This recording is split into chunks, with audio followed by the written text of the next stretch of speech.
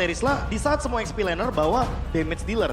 Itu yang mungkin harus diperhatikan. Kira-kira power seperti apa yang harus dipertahankan dari season ke season yang emang benar-benar efisien. Jangan sampai hanya terpaku kepada meta, tapi kita nggak bisa maksimalin meta tersebut. Betul. Setuju. Dan akhirnya ya kalau sudah di luar meta dan mereka kurang bermaksimal lagi karena Jadi anggapannya terlalu memaksakan ya. Soalnya kalau kita ngomongin soal anti meta di season yang sekarang, Betul. metanya aja udah terlalu banyak gitu. Iya. Iya. udah terlalu variatif. Terlalu variatif juga, counternya pun anti metanya pun nggak satu doang, ada Udah banyak, gitu banyak loh. ya. Iya. Oke, tapi kita akan lihat terlebih dahulu untuk di game yang pertama, draft pick. Di mana RRQ first pick terlebih dahulu Oke. menutup ke arah Ruby dan juga Nolan, Profesor KB. Udah pastilah ya, karakter permainan dari RRQ udah terbaca. Coach Friend, Coach Zaya, terdeteksi di sini kalau mereka ingin memberikan irat hero-hero assassinnya. Apalagi dengan indikasi ada Ruby sebagai stopper yang sudah di-ban pada fase awalnya. Setuju sih, aku ngelihat waktu turnamen pre-season pun kayak Irat dengan Joy-nya itu benar-benar cukup menyeramkan ya. Nggak Dan langsung kesentuh. ditutup oleh Aura, betul sekali. mengerikan. Tapi kalau ngomongin dari segi assassin, sekarang kita lihat udah dua assassin sama-sama power. Cuma Gugun, ini kita bakal menyaksikan apakah dia mau lebih ganas dibandingkan sosok dari seorang Irat atau bahkan dia yang akan bermain dengan utility jungle. Karena Utility akan jungler. ditargetkan hard carry-nya masih di Kabuki. Sebenarnya dengan Joy dan juga Nolan yang di-ban ini udah menutup banget untuk potensi damage di luar jungler yang muncul. Apalagi ketika Matilda sudah di-ban, hero-hero seperti Barats kayak jatuhnya nggak punya escape ability tambahan untuk menghindari serangan dan damage yang begitu tinggi ketika berada dalam setup teamfight turtle. Arlott di-ban dengan satu asumsi kalau misalkan Aura memunculkan flexible pick, karena Aura juga sangat gemar sekali bermain dengan Arlott. Dan hal tersebut yang mungkin diperhatikan oleh Coach Friend kali ini. Langsung ditutup begitu saja. Guinevere juga di-ban. Melepas cukup banyak, ada Cici yang terlepas, Novaria pun terlepas. Vexana masih ada, terlalu Vexana banyak juga juga. opsional yang bagus sebenarnya untuk Iya. kedua belah tim. Iya, Kalau mau main high Cloud. ground masih ada Novaria, Cloud juga sangat-sangat oke untuk diamankan. Skylar, Nah, Cloud memperebutkan body posisi gold lane. Oh, cukup menarik ya. ada One juga, ada Nathan juga, terlalu banyak hero yang bisa dilepaskan untuk kali ini. Brody masih ada dan bahkan kalau ngomongin dari mid, oh ternyata Vexana Octa terlebih dahulu yang akan dinaikkan sebagai hero prioritas. Kalau ngomongin ada Vexana, Lilia juga masih ada yang lainnya jadi kayak Valentina bahkan masih ada ya. oke. Valid fix no debat. Octa menjadi prioritas untuk kali ini Profesor KB. Iya, mungkin sama seperti pertandingan sebelumnya sudah kita saksikan. Don ini juga pemain glue, jadi mungkin ada indikasi. Dengan pick terhadap Vexana, sebenarnya dari awal mereka ingin menghindari counter untuk glue-nya itu sendiri. Sekalipun nanti ada Faramis yang diamankan oleh Yeskiel, belum tentu. Yeskiel pun di sini akan bermain dengan strat menggunakan Faramis. Karena strat dengan menggunakan Faramis itu yang paling efisien ada dua. Kalau misalkan mau menggunakan Faramis, bawalah satu hero roamer healer. Yes. Lalu utility junglernya akan menuju kepada Fredrin atau Baxia. Tapi masalah utamanya di sini dengan kehadiran dari Vexana, udah pasti bakal bubar hero-hero berdempetan, contohnya seperti Faramis combo. Karena kayaknya bakal lebih digeser untuk hero-hero seperti Novaria. Sehingga melihat potensi Novaria seperti ini, tentu akan membuka potensi bagi Don kalau misalkan dia ingin membawakan glue juga seperti di MDL. Fix dia mau pakai carry tank Profesor. Ya, Kariteng, Novaria, Carry tank. lalu melepaskan mungkin bagaimana kehadiran dari Cloud yang masih bisa di-up kali ini. Iya, untuk Skylar. Dan kalau misalkan kita berbicara Cloud, akan ada hero yang lebih memperkuat teamfight seharusnya. Lebih menuju ke arah utility jungler juga. Asal Untuk Brody, Irat. Brody juga masih ada saat ini. Brody untuk berhadapan dengan Kari di laning phase oke. Tapi karena ya balik lagi untuk teamfight, permainan front to back Kari lebih dominan. Kayaknya itu juga perlu diperhatikan sedikit. Mungkin kalau targeting langsung menuju ke Novaria bakal jadi poin plus, tapi ternyata Export untuk lebih aman juga. Dan Minotaur, sebuah Lusco. deny. Sebuah deny untuk nantinya kalau misalkan ada Cloud dari RRQ, tidak akan ada Minotaur terlebih dahulu yang bakal dibawakan oleh Yawi. Dan Pakito Aran benar-benar langsung turun gunung kali ini. Oke. Tapi problemnya dia benar-benar udah harus tahu prioritas di saat dia menggunakan Pakito. Nggak cuma itu, lawan match-up-nya lumayan kuat. Fire missile di spam berkali-kali tentu akan membuat Pakito bakal kesulitan untuk bertahan hidup dalam laning phase-nya. Dan langsung ternyata Cloud-nya dia akan ditutup oleh Aura, tapi Komentar ngeliat- Yawi. Tapi ngelihat ini ya, apa komentar dari Yawi, Romer yang bakal tampil menggila itu bisa dibilang Brusco. Kalau menurut Yawi adalah Brusco Browser KB karena dia pemain yang punya potensi. Dan tentunya akan mampu menggali potensinya lebih dalam bersama Arki Hoshi. Ya, mungkin itu yang nanti akan kita lihat juga untuk si 9 week ke depan atau 9 pekan ke depan. Bagaimana nantinya kalau kita melihat perkembangan yang didapatkan oleh Briscoe dengan Minotaur yang kali ini juga menjadi salah satu pick favoritnya juga. Dan dengan Cloud yang di-ban, otomatis akan membuka potensi untuk hero physical damage deal yang masih bisa dimainkan oleh teman-teman dari RRQ. One pun sebenarnya masih ada, walaupun sekarang udah sangat jarang sekali untuk diamankan. Masih cukup banyak sih menurut aku kalau ngomongin masalah gold lane ya. Dan entah kenapa kalau ngomongin gold lane kayaknya masih ada satu hero yang sempat digunakan juga oleh Skylar, itu adalah Nathan.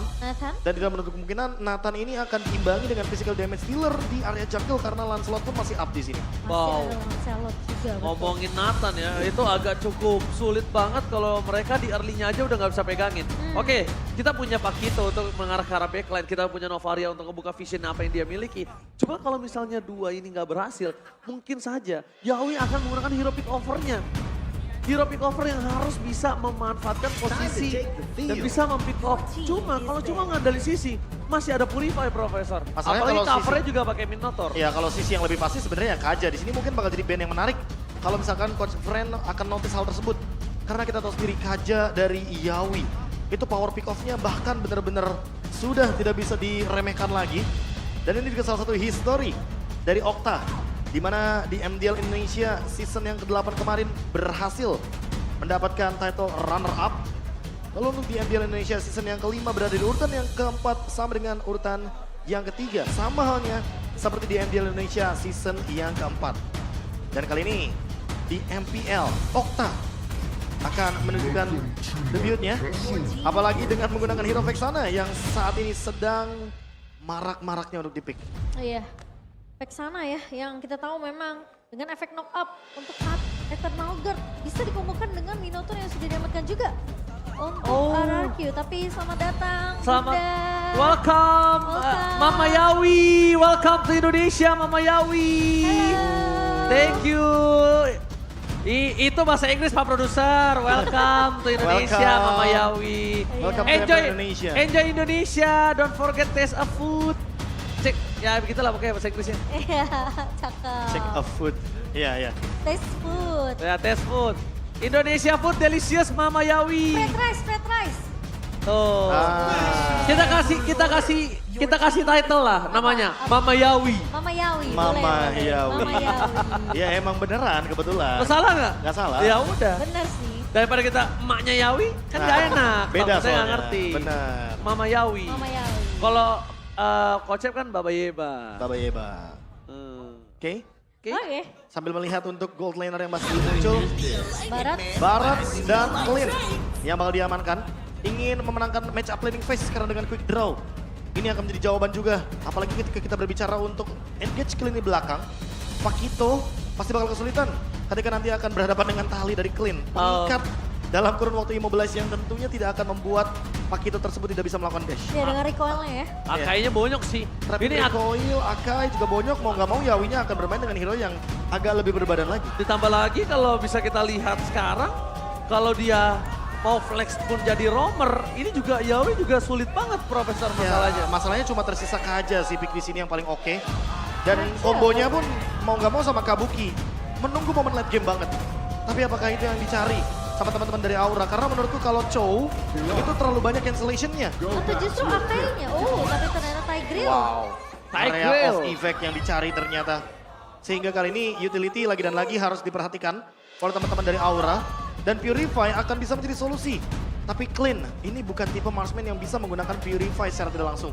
Kita sering banget bahkan dari season yang ke-8 melihat Bang Sin pada saat itu. Yang menggunakan Clean selalu membawakan flicker dan hal tersebut yang menjadi salah satu poros utama agar nantinya trapping recoil nggak cuma jadi satu-satunya escape skills dari Clean. Dan ditambah lagi itu adalah satu-satunya celah yang bisa dimanfaatkan oleh Tigreal. Iya. Dan dia dipaksa untuk menggunakan Purify atau bahkan dia berani dengan Iya. flicker, tapi cover utamanya akan dimainkan di arah Brusco. Selama ultimate tidak berbarengan, menurutku tidak akan ada masalah untuk Aura. Karena heavy spin ini akan menjadi sedikit Trigger. aku mungkin bakal jadi sedikit pemisah antara implosion combo. Karena mau nggak mau, Nova ini single target. Jadi nggak ada serangan area of effect yang tersisa dari teman-teman Aura. Oke, akan kita lihat apakah di game yang pertama RRQ melawan Aura. Mereka apakah sudah siap mempersiapkan strategi yang lebih matang dibandingkan kemarin ketika Aura mengabatkan kekalahan mereka. Oke, Bell Arena mana tepuk tangannya? Let's go menuju late of down. Dari sisi RRQ, aku nggak melihat adanya Purify Profesor KB. Wah ini dia nih. Yang terkadang harus kita perhatikan bagaimana nanti cara mereka untuk membalaskan serangan ketika ada implosion atau heavy spin yang bisa dibawakan. Itu dia, bahkan dari sisi Aura pun tidak ada yang membawa ke arah Purify. Ya mau nggak mau Brusco di sini juga akan sangat mudah ketika bermain dengan Perform dan juga Minion Fury. Tapi pembedaannya akan ada di item roamnya. Brusco bisa membawakan favor roam item sehingga durability. Atau teamfight jangka panjang yang bisa dibawakan akan lebih dominan menuju ke area dari RRQ. Irat juga kalian membawakan Barats yang sangat sulit sekali juga untuk bisa di take down, apalagi dengan efek resilience, pengurangan terhadap sisi power yang membuat nantinya gerakan dari implosion tidak begitu efisien. Ya ini kalau ngelihat dari sisi Aura ya, memang banyak banget efek sisi yang bisa dimaksimalkan. Mereka punya efek slow, bahkan mereka bisa dibilang punya implosion. Area efeknya yang begitu besar, heavy spin dari Gugun juga. Sementara tinggal gimana space create yang akan diciptakan oleh pemain-pemain Aura untuk ke arah Kabuki dan juga nanti dari arah Aranya mungkin yang akan memotong dari arah blind spot. Ya tapi inilah dia minusnya ketika kita melihat ada Novaria yang memang poin plusnya adalah bisa membuka hampir keseluruhan map yang ada di Land of Dawn. Mapnya terang banget sih. Mapnya terang banget tapi targetingnya sangat-sangat minim sekali. Dan pertemuan di menit 1.40 ternyata akan menuju ke area dari XP lane. Sama-sama bergerak untuk menekan para XP lane-nya agar tidak hadir di area setup turtle. Tapi masalah utamanya Don saat lagi akan mendapatkan level yang keempat dan dia bakal kuat banget selama ada Viraga Armor di dalam tubuhnya. Itu dia, PR untuk tim Aura. Gimana caranya mereka bisa memecahkan Viraga Armor yang dimiliki oleh Don. Sementara posisi dari Gugun sudah mulai terlihat RRQ. Mereka sudah mulai melakukan inisiasi ke area turtle yang pertama. Yawi bakal coba dipotong. Brusco maju ke area depan. Kali ini Don udah punya Less Insanity. Tapi tenaga dibuka begitu saja. Dan Gugun yang berhasil mendapatkan satu buah turtle pertama. Sementara Yawi implosion! Mengenai ke arah 3 pemain. Didorong Second Hammer. Satu eksekusi yang begitu baik. Tapi lihat ada Aran yang langsung memotong dan mendapatkan 2 pemain. Sementara ada satu pemain yang tumbangnya itu Gugun. Pertukaran 1 untuk 3 tidak adil untuk RRQ Profesor KB. Ya tapi kali ini masih ingin dilanjutkan dengan adanya implosion dan minimnya Purify. Mau tidak mau RRQ harus mengakui bagaimana teamfight yang terjadi di area turtle tadi adalah sebuah kerugian. Dan sekarang kalau kita melihat sedikit dari emblem yang dimainkan, Skylar sudah selesai dengan Heptasis. Dia juga sudah memiliki emblem Assassin. Rapture jadi pilihannya sehingga kali ini penetrationnya akan sangat-sangat tinggi sekali. Tapi Brusco dia memilih ke arah Bargain Hunter. Dia memilih untuk mendapatkan item secepat mungkin dengan gold yang sangat-sangat minim. Karena dia tahu dia roamer. Dan sangat wajar kalau misalkan saat ini kita melihat roamer mau gak mau harus beli item secepat mungkin. Apalagi dengan kehadiran dari Conclusive Blast yang mungkin akan jadi solusi ketika dia harus ditugaskan untuk melakukan clear wave. Wow, kita menyaksikan juga ya saat ini di mana keuntungan menuju ke arah 1000 gold dan bahkan MVP-nya sama dan di sini sisinya masih 4/2 ya. Iya, 4/2 yang dimana Eterna juga Mirko. Dia mempercayakan bahwa time prediction akan menuju ke arah Aura. Tapi Yawi Oke, nampaknya tim Fajar bottom lane dan poking damage pun terjadi. Membuat Yawi mengurungkan niat, ditambah lagi dia tidak ada flicker. Memaksakan keadaan ini juga nggak bagus untuk dia. Karena kondisinya dia akan kehilangan seluruh posisi ketika nanti ada turtle. dan seperti yang kamu bilang Ji, sekarang power spike ini udah lumayan mungkin kelihatan juga ya dari sisi RRQ. Apalagi dia membawakan clean Profesor. Ya. Jadi harusnya untuk landing early ini masih bisa ditinggal secara mandiri. Apalagi Untuk Skylar. dengan Heptasis ya, first itemnya dia udah punya tambahan HP juga. Penetration point dan slow effect-nya. Jangan lupakan bahwa efek ambush akan bisa menghentikan beberapa hero dari Aura yang sangat-sangat reliable tanpa dengan dash ability yang bisa mereka mainkan. Contohnya kayak Yeskiel atau bahkan Kabuki ketika mungkin nanti Venom Step-nya lagi dalam keadaan cooldown. Tapi Gugun, tadi dia juga terkena dengan welcome. Alright, tapi akan di sana retribution-nya. Gak ada yang berhasil mendapatkan siapapun. Permasukan dari tim Aura, mereka terperangkap di dalam Turtle dari Yawe. Mencoba untuk menyelamatkan para pasukan dari tim Aura. Arat harus mundur, minimal Arat akan menukar dengan satu poin kill. Tapi nampaknya Arat terperangkap cepatkan. Yes, kill. Langsung menargeting dengan sangat baik. Dan Don menjadi satu-satunya korban jiwa dari RRQ. Don gak bang? Oh, tapi nggak terlalu banyak juga yang sebenarnya bisa dilakukan oleh Don ya. Karena sebelum turtle-nya di-secure oleh Okta tadi, itu Villaga Armor-nya udah keburu dipecahin terlebih dahulu, Profesor. Ya makanya, seperti yang aku bilang kalau seandainya setup di area turtle sangat membutuhkan Villaga Armor. Iya. Sehingga kali ini teman-teman dari RRQ nggak akan bisa melakukan team fight secara maksimal. Mau nggak mau akan ada korban, kecuali kalau misalkan Donnya selesai dengan Immortality. Item yang akan membuat dia makin lebih durable dan makin lebih sulit sekali untuk di take down. Ya, power poking dari Aura ini kelihatan memang lagi ada di tangan dari Yeskiel, Profesor KB. Tapi ini yang bisa menjadi sebuah pertanyaan baru. Irat berada dalam keadaan dia menelan Akai dari Gugun. Ya. Sehingga Gugun tidak bisa memainkan Retribution. Tapi untuk kali ini permainan objektif dari RRQ mulai terlihat celahnya. Oke, apakah celahnya akan dimaksimalkan? Lihat Brusco berada di lini depan. Oke, tapi nampaknya Brusco sudah benar-benar di-poking habis-habisan. Dan bahkan Yeskiel kali ini bakal coba melakukan sedikit poking damage. Karena mereka juga nggak mau bertukar dengan hanya Gugun yang sekarat. Brusco juga, minimal kalau Brusco nggak ada, team fight ini akan cukup lancar. Skylar nggak bakal punya cover. Dan Okta ini yang akan menjadi tugas untuk sosok seorang Aran. Benar, Iran gak akan cukup. Mereka dari RQ benar-benar butuh setup yang perfect banget. Aku bisa bilang Brusco dengan minion Fury-nya.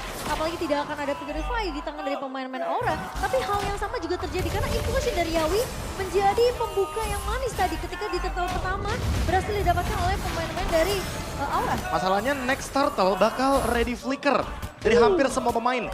Dan implosion flicker bisa saja muncul kembali atau bahkan heavy spin sekalipun Iya. untuk team fight kali ini. Dan mungkin kita akan lihat 5 lawan 5. Godsel Kevin mendapatkan mereka fokus menuju ke sosok seorang Okta. Minan Puri mencoba untuk menyelamatkan semua tapi Heaven Speed menjepit Okta dan tidak akan bisa kemana-mana. Tidak ada Okta, tidak ada magical damage. Dapatkan Kabuki, Free di depan sana untuk memberikan damage terhadap seorang Brusco dan Aran. Membantu dengan sangat instan double kill. Looking for triple kill dari sosok seorang Aran. Memilih untuk mundur, tapi nampaknya Kabuki juga sadar akan dirinya tidak mampu maju ke arah depan.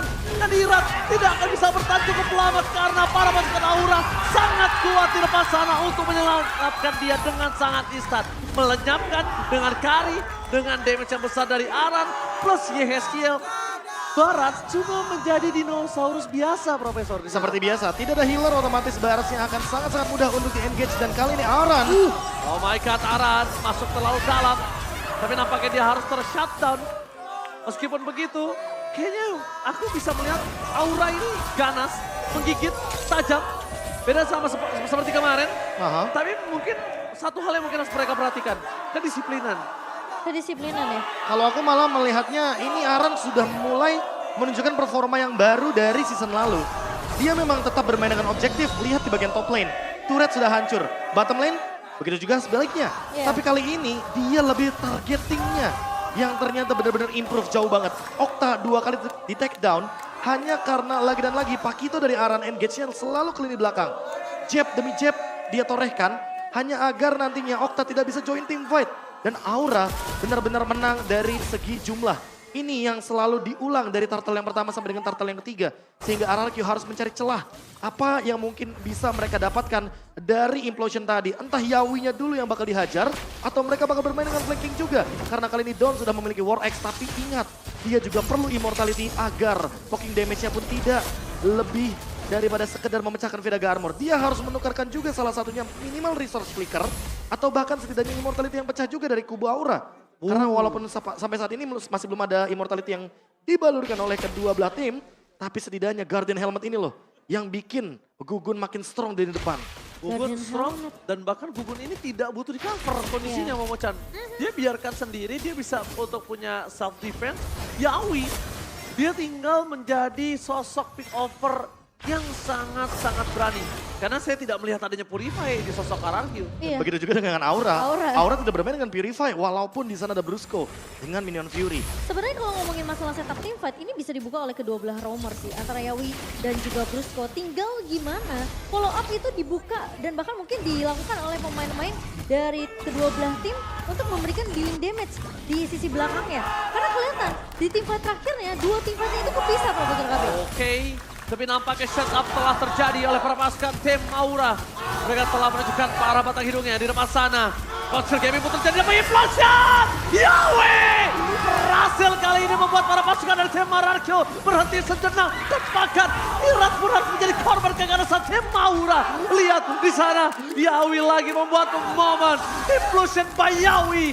Dan bahkan Lord di tangan Aura Profesor ini Aura yang menggigit. Itu thanks to Aran juga. Ada yang lihat nggak Aran pegangin Okta dan juga Skylar. Langsung Hingga ke belakang. dua-duanya keluar flicker by the way.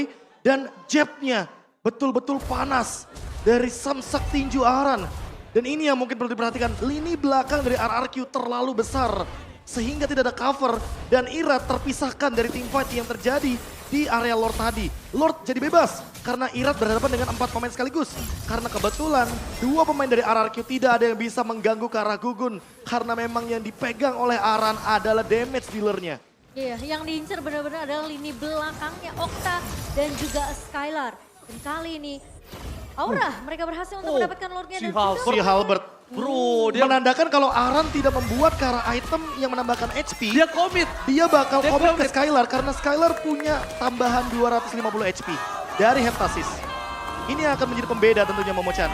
Antara Aran dan juga lini belakangnya Aura. Dari Tentunya segi damage dari segi ada. damage ada dan dari segi lifesteal spell fam semuanya akan terdina dengan life bane. Wah, apakah memang Aran yang harus ditargetkan oleh tim RRQ untuk Wow. ditumbangkan terlebih dahulu? Aku nggak setuju sih. Itu terlalu rugi. Kenapa? Riskan. Pertama, Gede banget. mobilitasnya terlalu banyak.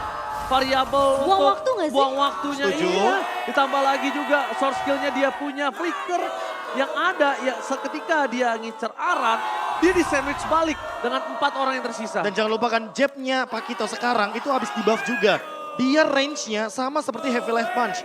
Jadi lebih lebar juga dan itu yang mungkin bisa membuat durability dari Aran makin lebih percaya diri. Apalagi sekarang dia benar-benar menjadi the killing machine. Dia bawa Hunter Strike, dia bawa Malefic Roar dan bahkan ada si Halberd juga. Seperti yang tadi udah kita mention. Dan lihat gold benefitnya sangat-sangat tinggi sekali. 6.000 bro. Ini benar-benar membuat Aura unggul secara 6.000 item dan kali ini dari segi goldnya aja Irat mau gak mau harus lebih sadar. Kalau misalkan dia maju sendirian, dia akan dimakan. Apa solusinya? Immortal Winter mungkin akan bisa menjadi solusi. Ya, benar. Dan bahkan Aran Double jab yang dikeluarkan. Bahkan Don di sana harus sekarat. Tapi di sini kondisinya Irat dia udah gak dapet parpol dan bahkan dia pun gak bisa menahan badan. Kondisi Kari di depan sana itu loh yang ngebuat dia harus benar-benar jadi termeltdown. Aku malah lebih setujunya sebenarnya mungkin ya Iratnya lebih bisa berperan aktif menuju ke arah Yawi. Batalkan gimana pun caranya Yawi dengan inisiasinya selama Skylarnya masih bisa untuk mendeliver damage secara maksimal. Karena clean ini mau main front to back menurutku nggak masalah. Yang penting targetnya benar-benar bisa didapatkan dan eksekusinya benar-benar nggak nanggung. berarti posisi dari Skylar dan juga Okta yang memang diincar sama Aran ini akan jadi tugas dari Don sendiri kah? Dan lihat kali ini mereka sudah melakukan setup. Irat di depan Lihat, sana. Apakah coba ditambah Red Revolution Break Kokon. Berhasil didapatkan. Dan bahkan Irat menjadi korban lagi bersama dengan Brusco. Akan di-all-in ke Eternal Cult untuk defensif. Tapi lihat di belakang sana Aran mencoba untuk mencari celah untuk masuk. Dan untungnya ini ada satu komen untuk tidak masuk lebih dalam. Ya. Karena mereka sudah mendapatkan keuntungan yang berlimpah. Dan Lord akan cukup sia-sia kalau ada satu korban jiwa dari Aura. Call yang bagus, tinggal kita tunggu apakah Aura akan menjalankan 3 laningnya. Karena kebetulan di mid lane kayaknya udah bakal langsung dihancurkan dengan cepat. Wah. Tinggal melihat Aran di bottom lane. Karena ini bisa menjadi potensi celah agar nantinya base turret yang kita tahu sekarang super minion sudah sangat-sangat menjengkelkan sekali Momochan. Iya, dan Kabuki ini udah dapetin beberapa item yang dibutuhin loh. Ini lini depan dari RRQ sepertinya bakalan rontok. Dia punya Demon Hunter Sword, dia punya Malefic Roar yang baru aja jadi di menit yang ke-13 tadi. Dan Lord kali ini sudah mulai berjalan. Lord yang kedua yang berhasil didapatkan oleh Aura menuju ke area top lane. Dan apakah inisiasi dari Aura akan dibuka? Yawi punya satu buah flicker. Sebenarnya ini adalah sebuah pertanda perang kalau misalnya kalian sadar. Iya. Pertanda perang adalah ketika ada Astraligo dibuka, itu adalah kesempatan Yawi. Dan hitboxnya Irat lihat Hitbox, itu iya. gede banget, lebih gede dari tower soalnya. Lebih gede daripada tower, tapi di balik itu semua mereka sadar. Dari tadi Skylar itu cukup sakit untuk didekati. Jadi kalau untuk team fight-nya di dalam base turret dari tim RRQ itu nggak worth it. Tapi Aran udah ngerasain tes damage-nya sih. Lihat dia sampai ready dengan immortality. Sehingga hal tersebut yang mungkin udah ada tindakan preventif terlebih dahulu. Iya. Ketika nanti dia bakal 1v1 sama Skylar. Nah masalahnya utamanya adalah bagaimana cara untuk Skylar ketemu terus sama Aran. Ini yang dari tadi nggak ketemu dari kubu RRQ. Karena minimal kalau misalkan Arannya bisa ditumbangkan, ketika tidak ada Lord, itu bakal jadi poin plus. Tapi kalau ada Lord, wah ini yang bakal jadi pertanyaan. Menang dari segi jumlah berarti ya, Masalahnya menang secara itu. kuantitas. Menang secara kuantitas, tapi kalau misalkan quality dari segi ultimate-nya sudah hampir semuanya dikeluarkan, sama aja bohong, gak bakal bisa fight di area Lord. BOD udah di tangan Skylar. Ini mungkin udah harus dipikirkan 2 kali untuk para pasukan Aura. Bermain front to back, Profesor. Mereka juga tidak akan cukup bertahan lama. Ya, menurutku yang lebih harus diperhatikan adalah Dawn dengan immortality-nya. Karena Viraga Armor-nya ini bisa muncul 2 kali ketika immortality ada di dalam tubuh dari Dawn-nya itu sendiri. Yes, dan kalau kita sedikit melihat replay presented by Samsung Galaxy yang dimana memang Irat mau nggak mau dia harus melakukan kontes ke area lord-nya. Tapi sayang sekali memang damage dari pemain Aura ini udah nggak tertahankan. Lihat Kabuki posisinya bener-bener free banget. Aku merasa kalau misalkan emang sebenarnya teman-teman dari RRQ nggak perlu untuk kontes Lord yang pertama, itu fine-fine aja. Karena sebenarnya dalam keadaan yang mungkin di awal tadi emang dalam keadaan yang sangat merugikan. Tapi ketika kontes Lord yang kedua ini, Irat menurutku sedikit memaksa untuk mendapatkan Battle Retribution. Apalagi dalam keadaan dia under level. Sekarang mungkin menurutku nggak apa-apa kalau mau dipaksain karena levelnya sama. Tapi lagi dan lagi, apa item buying time yang disediakan oleh Irat sehingga nantinya Aura lebih membuang-buang waktu dari lini depan dan lini belakangnya jadi lebih safe. Pergantian antara Immortal dan Winter juga kalau Dawn? Profesor KB. Kali ini Dawn, Immortalnya untuk bisa mempertahankan dirinya. Dan dia butuh Viraga Armor para pasukan dari tim Aura. Mereka masih menjaga positioning dan Irat menunjukkan kualitas kalau dia ingin melakukan adu retribution. Yawi. Asal Iko terdeteksi, itu tidak bisa kita sebut karena aku juga pun menahan. Lihat, flanking gaming terjadi. Udah bakal coba dipaksa di depan sana tapi nampaknya karena keberadaannya terhendus Profesor. Jadi dia mundur. Tidak terlihat sama sekali Yawi di belakang sana Momochan. Iya. Dan setup yang satu momentum bisa diciptakan, kayaknya benar-benar dinotis sama kubu RRQ. Iya, mereka cukup peka sih dengan keberadaan Yawi yang mungkin tidak terlihat di Iya. area river tadi ya. Ya, habit, Lama lagi. Lama habit, lagi. habit bisa jadi nggak bohong loh. Benar. Bahwa emang permainan KJ dari Yawi ini kan selalu bermain dengan flank. Betul. Dan hal tersebut yang mungkin diperhatikan oleh teman-teman dari RRQ. Sebuah call yang menarik. Dan last item Wind of Nature atau bahkan mungkin menunjukkan Demon Hunter Sword, Skylar apapun itu. Dia membutuhkan damage yang lebih dalam lagi. Oke, Astral Rifle-nya sudah mulai dibuka. Iya. Tapi Lord akan dipaksa ditinggal di area Aim atas. Foshan! Yawi! Berasa berapa kali depan, lihat Oli menuju ke arah belakang para pasukan dari tim Aura. Mereka kembali memaksa tim bahkan tidak ada lagi langsung tadi itu. Skylar menunjukkan kualitas damage dari late game insurance mereka. Double kill, meledak, 2 player dapatkan. Aran terperangkap di depan sana. Untungnya masih ada flicker untuk menyelamatkan dirinya dan late game insurance mereka ternyata benar-benar menjadi asuransi terbaik saat ini. Oh, agak sedikit terburu-buru kan Profesor melihat Aura yang masuk dengan satu buah implosion dari Yawi, namun follow up-nya agak sedikit terlambat sepertinya. Sebenarnya nggak rugi-rugi banget untuk membuka implosion di momentum tersebut. Yang rugi adalah ketika ternyata Aura tidak mendapatkan base turret di area bottom lane. Yes. Padahal Lord-nya ada di area bottom lane. Dan hal tersebut yang perlu diperhatikan sama RRQ. Mereka masih bisa kontes untuk Lord selanjutnya. Damage dari Skylar pun sudah mulai di-build up. Sementara satu item terakhir akan menutup juga bagaimana Skylar dengan item defense yang mungkin akan menuju ke arah Wind of Nature. Karena Aran sudah sangat berbahaya di late game moment seperti ini. Walaupun udah nggak ada flicker, tapi ingat dia punya dash. Dan bisa berkali-kali digunakan ketika dalam keadaan dia melakukan split push. Oke, dan bahkan kalau bisa kita lihat saat ini Momochan, yang harus mulai diperhatikan dari Skylar adalah udah pasti menjadi targeting utama. Purple buff akan menjadi kerugian memang, tapi gak ada yang tahu gimana caranya Irat bertahan. Cuma Iya. itu doang satu-satunya untuk dia bisa bertahan dengan mobilitas yang dia miliki. Tapi memang harus diakui ya, Aran ini pemain yang menurut aku kayak bener-bener Berani. tapi dia kayak punya basicnya gitu loh, ngerti gak sih? Yes. Dia berani untuk ngelakuin satu keputusan, ngambil satu keputusan, tapi bener-bener kayak mungkin 90 atau mungkin bisa dibilang 80% akan kejadian gitu untuk Arannya sendiri. Aran mentality, udah bukan Aran effect ini namanya. Aran effect, mentality. Ya kalau kita berbicara mentality. bagaimana mental dia ya, dia udah menunjukkan dari pertama kali dia show off Dia debut ya. di MPL, dia debut di MPL, dia mendapatkan spotlight yang luar biasa sebagai skill laner. Iya. Dan kali ini dia udah bukan sekedar objektif, targeting yang dia mainkan. Yes. Ini improve-nya jauh banget daripada season lalu. Dan bahkan kalau misalnya kita menyaksikan sama sekali Aran juga tidak mengendalikan permainannya. Iya. Dia tetap terus memotong. Dia Masih sama. Masih sama seperti Cuma Aran season lalu masih ya. sama, tapi sekarang mungkin Arannya sekarang lebih ke arah targeting utamanya. Iya. Dan lihat kalkulasinya. Bukan menang, bukan objektif. Iya, dan lihat kalkulasinya, dia benar-benar gak nge-clear semuanya. Dia memperlambat laju minion agar nanti fokus dari RRQ kebagi dua, menuju ke super wave minion yang ada di mid lane dan top lane, atau Lord yang kali ini sudah mulai di-engage. Oke, tapi nampaknya informasi yang telah didapatkan Aran Show di arah mid lane ini menjadi sebuah pertanda kalau Aura sedang ada dua sosok saja yang terlihat. Don bersama dengan Irat juga telah menuju batang hidungnya dan Kabuki show the map. Lihat, implosion akan terjadi karena Yawi akan coba memaksa dan implosion sama-sama ditargetkan. Irat gak bisa menahan damage yang cukup banyak. Brusco di sana mencoba untuk menang, tapi lihat semua distraction yang terjadi untuk Lord dan Aran. Itu benar-benar sabar, dia nggak nunjukin satu punch-nya.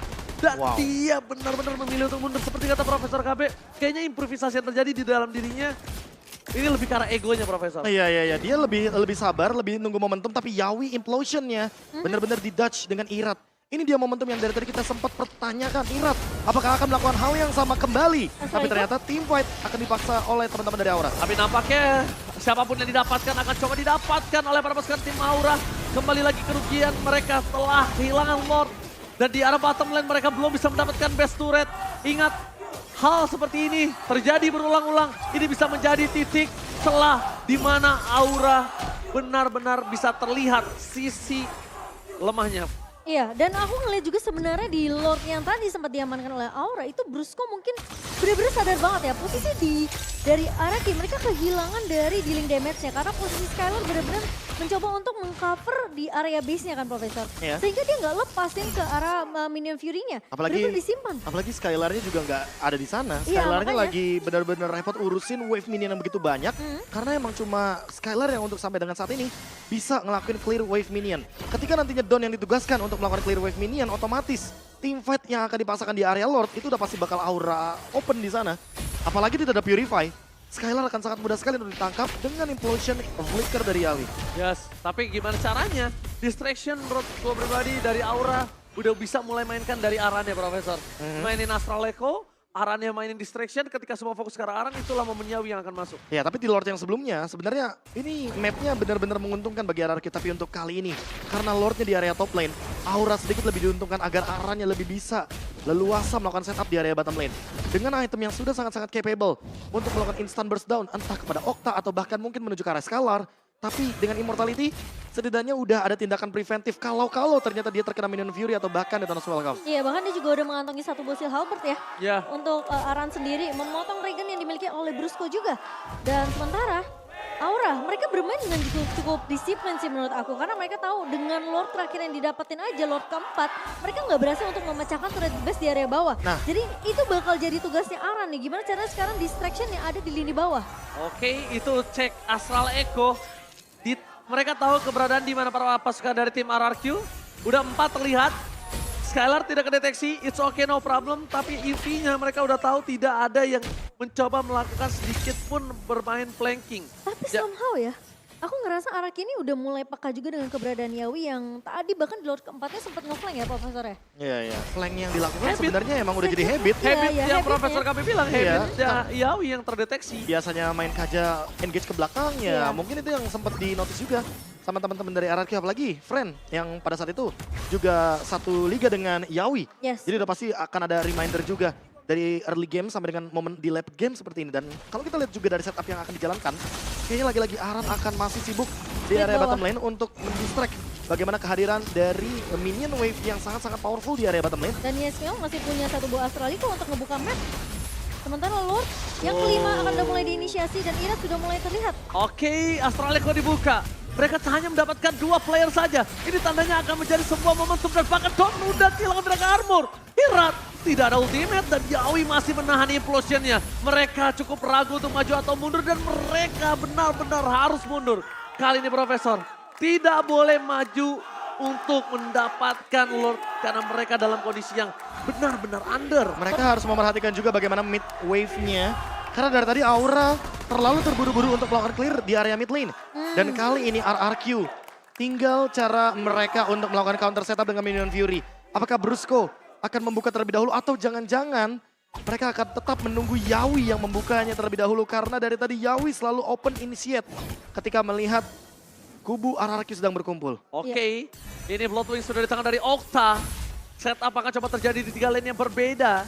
Walaupun kita melihat Aura masih coba memaksa mendapatkan bottom base turret, tapi Aran sudah depan sana. Lihat, Astraliko dibuka ini tandanya teamfight akan coba terjadi dan bahkan para pasukan dari tim Aura memasang teamfight. Irat hilang immortality-nya. Mencoba untuk mempertahankan dirinya. Tapi lihat semua mata keadaan diawi dan berusaha mempertahankan itu semua. Ketika semua sudah fokus dan implosion-nya hanya mendapatkan satu dan Aran fokus ke arah seorang Skylar. Dia gak peduli apapun yang terjadi. Tapi Skylar masih menyelamatkan dirinya dan bahkan flicker from Skylar terlalu berani hingga mendapatkan hasil yang setimpal.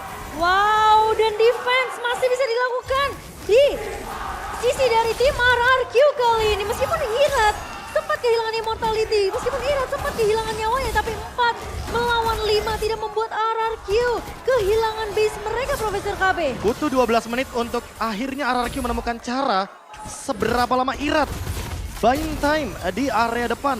Karena cuma Irat yang bisa membadani semua damage yang keluar dari kubu Aura, terutama ketika Kabuki dengan attack speed yang sangat amat tinggi.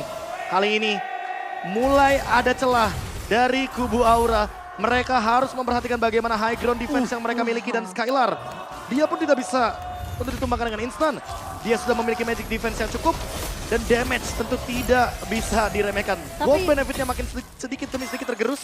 Dan ditambah dengan ini pernah kita lihat di season 12. RRQ comeback dan Aura selalu dominan di early game. Tapi salut sih buat Aran sih, targeting dia benar-benar kelihatan jelas banget. Full. Mata dia cuma di Okta dan Skylar, udah itu Skylar. doang. Ya tapi masalah utamanya adalah ketika tadi kita melihat terakhir kali Aran menggeser Skylar, itu malah menyelamatkan Skylar sebenarnya. Dari Satu Astral Recall yang hampir connect ketika kita melihat dari Yeskiel.